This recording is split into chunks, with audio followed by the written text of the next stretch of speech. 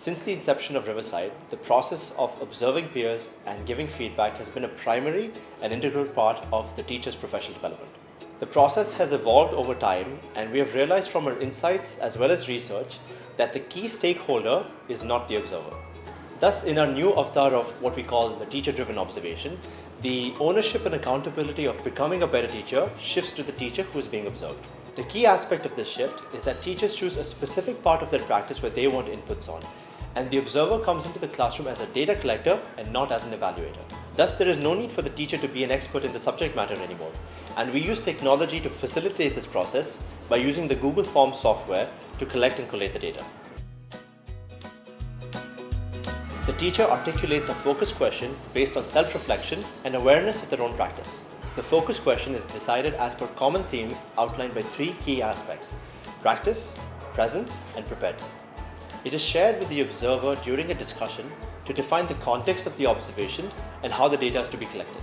The lesson plan is also discussed in this meeting, as well as logistical details such as the timing of the session, where will the session be taking place, and where to meet after the session.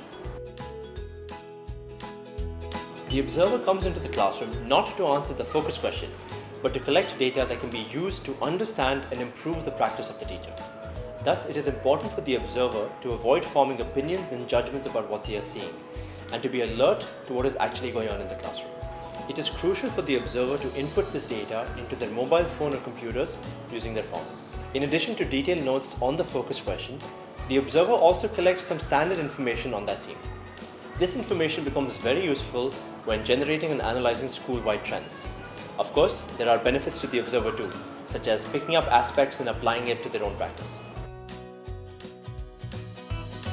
The teacher and the observer meet for the post-observation discussion, either on the same day or the day after the observation. The observer shares the data that has been collected, and the insights from this data are used to collectively arrive at an answer to the focus question.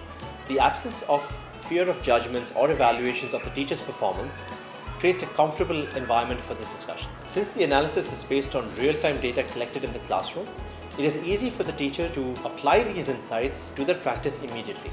Further, there's a higher likelihood that teachers will implement these learnings into the classroom because they themselves have decided that focus question based on their own needs. Every teacher has a great understanding and awareness about their own practice. It is our daily routine. Daily plan, take that planning to the sessions, execute them, but what we miss out is identifying the blind spots. As an individual, everyone has a blind spot. Here comes in the role of the observations, wherein we can identify the blind spot and try to rectify it. An overall key stage analysis is conducted at the end of the month based on the data collected from all the observations.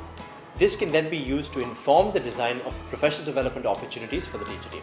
In September, as a key stage, we decided that we will do observations on the board protocol.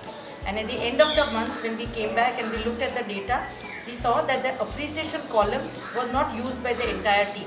Few teachers did it, some of us didn't. So we looked back into the relevance. Why do we have that and how does it help? It's like a positive reinforcement of the learning.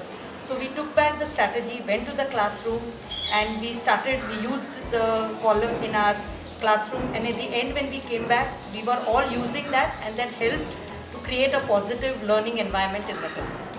In essence, the process of teacher-driven observation gives teachers the independence of taking ownership of continuously improving their practice, while providing a structure that ensures genuine collaboration and builds trust throughout the team.